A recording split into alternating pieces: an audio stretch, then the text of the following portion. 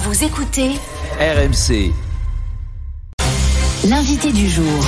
Bonjour Rodolphe Bonas. Bonjour Apolline. Vous êtes PDG du groupe Aristide Retail Technologies. En fait, tout ce que vous étudiez, c'est notamment la grande distribution, les grands mouvements de la consommation. Ça n'a aucun secret pour vous. Et il y a un phénomène qui, je dois avouer, nous a un peu surpris. J'ai l'impression que ça fait des années qu'on nous dit que l'argent liquide va disparaître, que tout va être numérisé, qu'on ne payera plus qu'avec nos téléphones, voire même avec la paume de la main demain. Eh bien non. Les chiffres sont tombés hier. Les retraits aux distributeurs automatiques sont en hausse. Exactement. Et ça vous surprend pas, vous ? Non, on a un retour en grâce du cash, comme on appelle ça. C'est-à-dire que, après, vous l'avez bien spécifié, des dispositifs qui vraiment nous incite à accélérer les paiements dématérialisés, d'abord la carte, puis la carte sans contact, puis le téléphone mobile, donc on peut plus échapper à cette technologie. Et bien pourtant, les Français ont décidé de remettre du cash en circulation pour une raison très très simple, c'est que le cash, c'est une arme anti-crise. C'est le dispositif le mieux adapté pour contrôler son budget. Je vous le rappelle, un Français sur deux fait ses courses alimentaires à plus ou moins de 5 euros, c'est-à-dire quand il a décidé de dépenser 35, il n'ira pas au-delà de 40. Ça veut dire quoi? C'est qu'avec le cash, si je dis je prends 27 euros, je dépenserai 27 euros. J'irai pas aux 28. Alors que quand on est en dématérialisé, vous savez, les petits centimes, les petits euros, on les voit puis pas maintenant, passer. on nous dit même, est-ce que vous êtes sûr de vouloir le ticket? Donc on vérifie pas forcément. On vérifie pas. Bon, avec les pièces, c'est dissonant et trébuchant. Donc c'est la raison pour laquelle c'est le bon outil pour faire face à la crise. La moitié des Français payent en liquide, c'est ça? Oui, la moitié des Français payent en liquide. Il faut savoir que par rapport à la zone euro, on est encore le deuxième pays où se circule le plus de cash.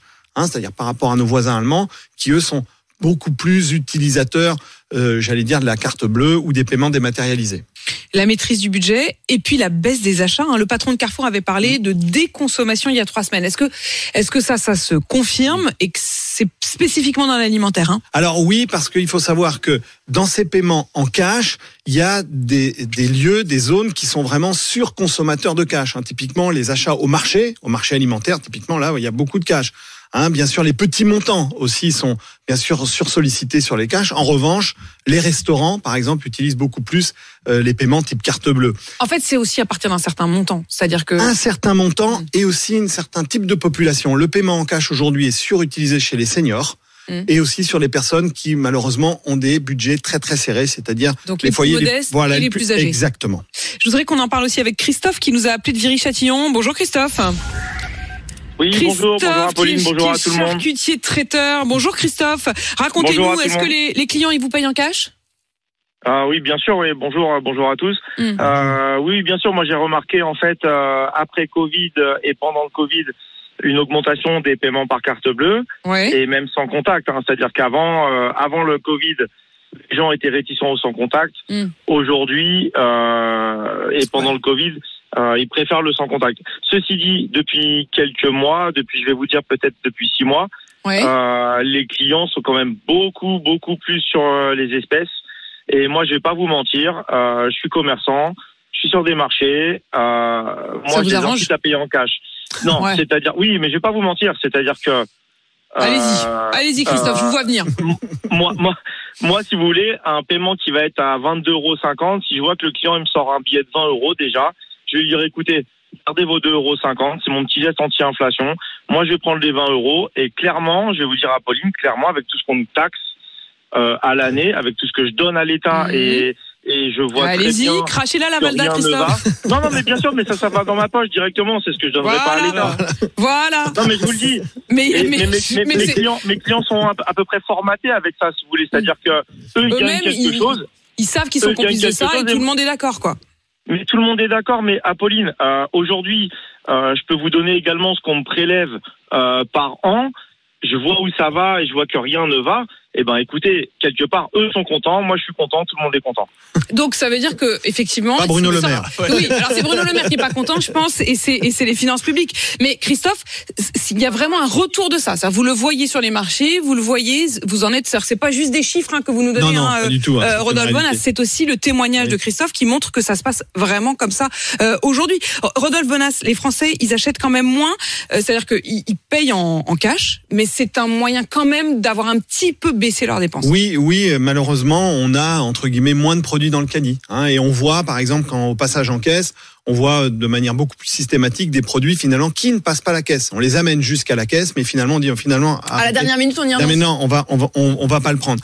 Donc c'est pour ça que Alexandre. Ça c'est intéressant, c'est-à-dire qu'il y a l'envie, l'intention, l'envie. Et puis à la dernière minute on y renonce. Alors Apolline, ça c'est un point aussi qui est très important. Ça veut dire que quand on est dans un dispositif de contraction budgétaire comme celui qu'on traverse, eh bien malheureusement on renonce à tout ce qui nous fait envie et quelque part plaisir. C'est aussi un des moyens qui explique la grogne sociale, parce que finalement on est dans l'essentialité.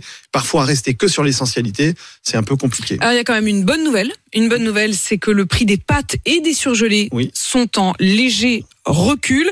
Globalement, les prix des produits alimentaires baissent pour la première fois dans les grandes surfaces. Est-ce que vous pouvez nous dire de combien et sur quel genre de rayon? Alors c'est plus particulièrement sur les marques dites distributeurs qui ont un dispositif qui leur permet d'être un peu plus agiles sur les prix. Plus réactif, quoi. Plus réactif, exactement. Et donc, du coup, en effet, il y a un certain nombre de produits et allez les regarder en rayon, ils sont à la baisse. Les pâtes, vous l'avez dit. Pourquoi? Parce que le prix du blé s'est fortement dégradé. Oui, mais on avait l'impression que ça serait jamais répercuté dans les rayons. Alors, ça commence à l'être. Oui, ça commence à l'être, même si, je le rappelle, le montant global de l'inflation, d'accord, ça veut dire qu'on va jamais retrouver les prix d'avant, ça va se stagner.